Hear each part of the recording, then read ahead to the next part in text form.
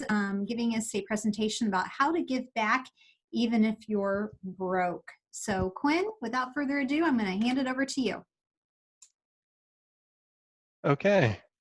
And I really am like the epitome of this topic because I'm definitely broke at any given time, but I try my best to give back. And we're going to go over a few ways and a few case studies really of how to best approach that with almost no budget. Or on the other flip side of that coin, if you do have a medium-sized budget, what kind of not only impact that you can make, but what kind of return you can get as well, because your time should be seen as an investment. And this is my best way of going about that. So first things first, we're going to do the typical presenter thing. Who's the ogre in the glasses? I'm just going to go over some things. Number one, my biggest importance, my biggest title is father. I have a coming up on 18-month-old running around the house like full speed in the walls. So she's a handful, but it's also the best part of my day, bar none, coming home and her turning the corner and laughing at everything, whether it's funny or not. It just makes me smile. I am also a quote unquote filmmaker. I think filmmaker is a little generous, but I'm not sure what to call myself on that front. But those who have seen some of my videos and some of my projects, you can definitely tell that there is a distinction between what I do and what you would traditionally see in a video advertisement. You're not going to see any Fred Grody wannabes and pickle suits or anything like that whenever you watch something that I make. It's always much more centered around stories like showcasing employees or the history of a company. Needless to say, I am an entrepreneur. True Boy Productions is my main company, but I've kind of divvied around in a few other things as well. I've been fortunate enough also to do some public speaking. I have spoke at Carthage College when I was still attending there to the incoming freshman class on how to best elevate yourself and how to best self-promote. And I've also done some speaking with the Boys and Girls Club in Huntington County and a few high schools scattered around. So it's all sort of the same message. And that leads into my first book, is called Straight Out of Toxin. Toxin, if you know it, right on 224, is a blink and you miss it sort of town. But at one point, it was the economic center of Wells County. And that book that I wrote goes back to my speaking engagements. It goes back to how to best self-promote and how to get the most bang for your buck no matter what you do. And obviously, I'm also a hairspray aficionado. I think I used that correctly. I used to have long hair and highlights, so we're just going to roll with it. So we're going to jump straight into it. I'm going to try to keep this relatively short for you guys. I know that you guys got other things that you're trying to juggle right now. So the very first thing that I was ever involved with when it came to doing any sort of philanthropy at all was a campaign that I made up called Spare Change of Life. So back in March of 2016, I was 21 years old and I was living off of my girlfriend, and my parents every now and then would chip in to help cover rent and my expenses. I was just dead broke and I didn't have a job, didn't really have any sort of ambitions or anything along those lines. And I had so much free time on my hands that really I was just kind of dumping away. And what I thought to do was to take some of that time and try to do something to impact the community. So me having no clue what I'm doing, decided to draft what I thought a fundraiser should look like and a campaign surrounding it should look like based on just, what I've seen from other places. And I decided to go and really just kind of knock on every door of every nonprofit in the county, really, and try to pitch this thing to them in absolutely every single place that I went to. Probably 25 different nonprofits shut me down. They said, no, we don't want your help. We don't know you. You have no background. Why should we trust something so sensitive to someone who knows so little? But finally, there was a women's shelter in Kenosha that took a shot on me. And in less than a month, about a month and a half, we had over $10,000 raised towards the women's shelter and going to safe haven homes that they have to escape abusers. And that was all done just by social media campaign, really just kind of knocking on doors. And you learn a lot about sponsorships and what you can and can't get away with during that. And that was a huge educational moment for me, because I learned that if you have the ambition and if you have even just a little bit of time, you can make something that'll raise $10,000 that you can then give to people in need, especially abuse victims. And abuse victims during this time, more than ever, are definitely in need. So during that time, there was a lot of great benefits that were attached to that, as well as raising the money for the shelter. And my name kind of got out and around after that as someone who is at least crazy enough to go knock on all of the doors. And that landed me a nonprofit board seat for a different organization that worked with those with mental disabilities. And it was a home that was converted to an area where they really could all just come and hang out and use the computers, and the counselors there would talk to them about their problems, but they would also kind of push them towards different career paths. And I had the idea while I was on the board there to come up with another social media campaign. And at the time, I was pretty solid at using LinkedIn. LinkedIn has changed pretty drastically since then, but at the time I was using it pretty heavily. So I developed a campaign to help some of those with disabilities find jobs with advancement, not just flipping burgers at McDonald's, also jobs that had a chance of growth. And within about a month, also again about a month and a half, we had over 20 different jobs placed for those with disabilities. And that once again was excellent, because we got to help people that I was very passionate about. And it was just one of those things where you can do it if you set your mind to it. I know that sounds corny, and it also rhymed, I think, but it's something that's so simple if you dedicate yourself and don't listen to that little voice in your head that says, you have no clue what you're doing. Why are you doing this? And no one's going to find value in this. But doing those things, I met a man named Michael Poulsen. Michael is the guy who kind of looks like Lex Luthor. You can see the reflection off the top of his head. And Michael is definitely one of the most influential business mentors I've ever had in my entire life. And he kind of nabbed me up. And at the time, I had no interest whatsoever, really, in being affiliated with a business or entering the business realm. I studied psychology in college, so that was kind of the direction that I was going towards myself.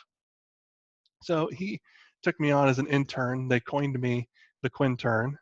I was also the Quintern as a radio persona, which that's a totally different story. And the things that I learned from Michael were so, looking back on it, paramount to what I do today and how I conduct my business today, because it's little things. You can see that the team that we had at the time was small, and almost everyone in there is a family member. He's got his wife, his nephew, his daughter, his cousin, everyone there. It's very, very family, small oriented business. But even when we didn't have a whole lot to be spending, he saw the value in giving back. And he always found the most creative ways of going about it. And really, it was all just time investments. So Leeward BA, Leeward Business Advisors was the name of his company. And Michael has a very, very strong background in computer technology and infrastructure. He worked at Microsoft and Allstate for a very long time as VP of their technology departments. And he took that experience and wanted to impact at a local level. So once again, he kind of had the same trajectory that I did. He reached out to a bunch of different nonprofits and wanted to start a coding club for kids and summer programs. And a lot of people told him no, because he wasn't very well known in the area at the time. But finally, the Boys and Girls Club decided to take a chance on him. And as you can see in this picture, I'm learning right alongside those kids. So Michael kind of let me and the guy on the far left of the top left picture, Tony, take the reins on this project and coordinate with the Boys and Girls Club. and work with the kids and teaching them how to code. There was a really kid-friendly, simplistic coding platform that we used, and that kind of dipped their toe in the water and got them interested in coding itself. So, yeah, like I said, I'm learning right alongside them. You can see the determination on my face in that as we're trying to solve a problem. And then Harborfest. Harborfest is really kind of the pinnacle of Leeward's community involvement. Harborfest was a community involvement event. We didn't really know what to call it, so that's what we had to call it. It was a community involvement event, and Michael rented out a minor league baseball stadium. So he rented out uh, the equivalent of Parkview Field, and he went around and got sponsorships from different businesses in the area, and everyone kind of chipped in together and built this thing.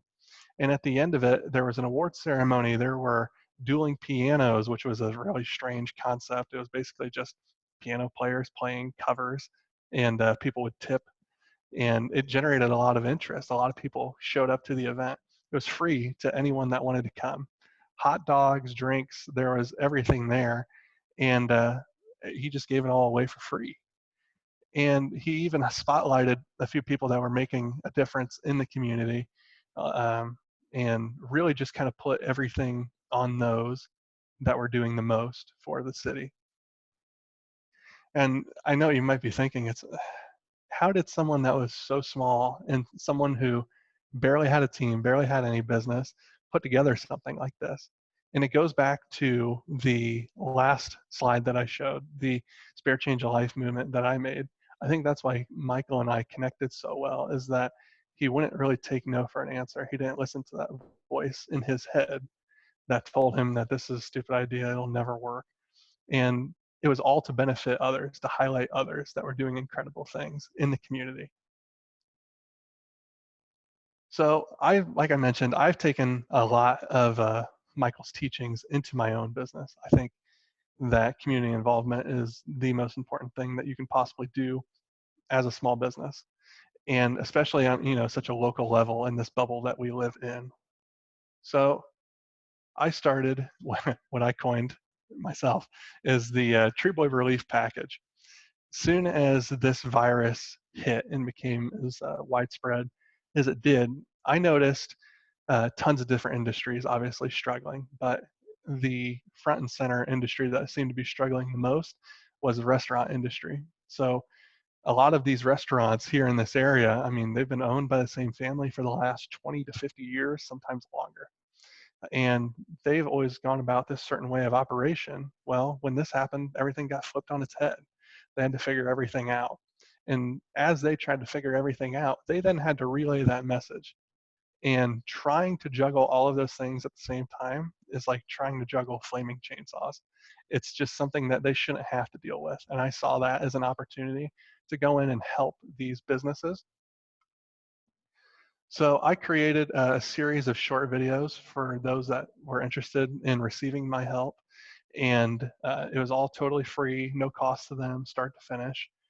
And the organic reach that those videos got, so the amount of people that saw them, it took off like a rocket. Between those three videos, I would assume, I think the last time I checked, there was 40,000 views. And that's no money spent on advertising whatsoever, just all organic traffic. And not only was it a good opportunity for these restaurants to showcase what they're doing to try and combat this virus and pivot and change, but it was also a morale boost for them. Specifically, I remember for the pickle, John and Tracy. I mean, they were pretty down in the dumps when everything happened. Understandably so. They've got a lot of employees. They've got a lot of things that they've always got moving. But when their video was published, it took off like a rocket. I mean, it alone, I think, is around the 20,000 view mark. And what you saw in the comments and when people were sharing it was just this outpouring of community support and this outpouring of love for the family that owns it. So it was a huge morale boost to them as well as the others to keep going and put your head down, and we can power through this together. So through those three examples, I kind of want to talk about the flip side of the coin, because I mean, altruism, if you're unaware, altruism is doing something good purely for the sake of doing it. So anonymous donations and things along those lines. That's kind of close to altruism. And altruism really is, it's really difficult to obtain. It's very hard to do something strictly for the sake of doing it and not trying to benefit. But like I mentioned, I studied psychology in college, and it was kind of funny because I was in school learning about this concept as I was interning with Michael. And the oh, sorry, Aaron, that kind of threw me off. If while I was in school trying to learn more and more about psychological principles, one of the key things we learned about was the concept of reciprocity. And reciprocity, just in layman's terms, is basically if I do something good for you, you will then feel much more likely to want to do something good for me. It's basic, right? We all have that sort of feeling where if, let's say, Aaron gave me an ice cream cone, I'm going to remember that in the back of my head, either subconsciously or otherwise, and say, man, that was really nice of her to do. I wish there was a way I could pay her back. And when it comes to giving, the concept of reciprocity can be very, very beneficial, not only for those that you're helping, but for yourself as well if you do it in an appropriate way. So, for example, the Spare Change of Life movement, that was no cost at all to me besides my time. There was no uh, product or anything like that that we were flipping, no T-shirts or anything along those lines. And what it gave me was really tons of different introductions to businesses and community leaders, which is, paramount to someone who, like I mentioned at that time, was just sitting around at the house all day in a place that wasn't my home, and I had no intentions on what I was going to do in the future. And this really kind of helped out with that. And it got me the job at Leeward, which would then turn into everything that we did for them. So Harborfest was a little different. Michael personally spent anywhere between I can't remember off the top of my head, 7 to 10,000 for the events that were going on at Harborfest. But he saw that as an investment. He saw that as being able to help the community in a direct fashion while also at the same time setting himself up for success further down the road. So there was that upfront cost there. But since then, I mean, he's landed, I can't tell you how many contracts with businesses, school systems, and municipal level governments, and tons of different towns in Wisconsin, just because they see him as someone who values giving, values the community. And I think that's just as important here as it was in Wisconsin. During this crisis, I don't know who all's been paying attention, but I've been paying attention as to who's helping and who's not. What companies are millions and millions in revenue and haven't done a whole lot to help the community as a result. But those those who are the smaller companies have definitely been helping out a lot, and I think that's going to come back to help these people. So, I mean, they really have taken off like a rocket since I have worked there. They were named the 1,024th fastest growing company in America, and that alone, they've jumped their employee count from I think around 7 to 8 to 17, 18 in the span of about 2 years. And they have these massive contracts, and it's finally starting to pay off for them. So they were able to help their community almost as a form of advertising. And then for it to explode like this, it just really goes to show that it's worth it across the board. And then in my own company, the Tree Boy Relief Package, it helped out those businesses significantly, and it was a very, very minimal investment for me. It was at no real monetary cost whatsoever, and the gain from that was, it was really unreal. It was incredible to see the community rally around these restaurants, but also rally around the person that was helping them. And in the month of April was by far, my highest monthly revenue that I've had in the history of my company, that I've been doing this for over a year, because so many people saw these videos and saw that I was trying my hardest and really just going all out to help these companies. I think they subconsciously wanted to help me. And the videos, like I mentioned, really have exploded. And just between those restaurant videos and the Light Up Wells movement and some of the other projects that I've done, I mean, I've seen anywhere between 55,000 to 70,000 views on my videos in the span of a month and a half, which is above and beyond the highest organic reach or the highest views I've ever had in a month. So really what I just wanted to tie in with everything here is that as much as you give, you will get. It may not be today, it may not be tomorrow, it may not be a month from now, but people remember when you help them out. People remember when you go out of their way to give, and they will thank you for it. So like I said, guys, I wanted to keep this relatively short and tight. I think I ran in about 15, 20-ish minutes. So those who haven't heard of me, I mean, you kind of know everything about me now. And here's a little sample of my work, if it'll work. It's kind of framing on here. That's all right. That's okay.